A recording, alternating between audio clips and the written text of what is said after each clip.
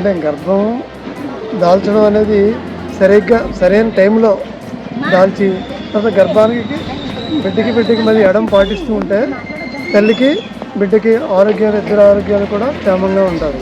అది అందుకని ఈ ప్రపంచ జనాభాలో మనకి ఎనీమియాని తర్వాత చైల్డ్ డెత్, మెటర్నల్ డెత్ అవన్నీ కూడా మనం ఈ సరైన కుటుంబ నియంత్రణ పద్ధతులు పాటిస్తే వాటన్నిటి కూడా నివారించవచ్చు.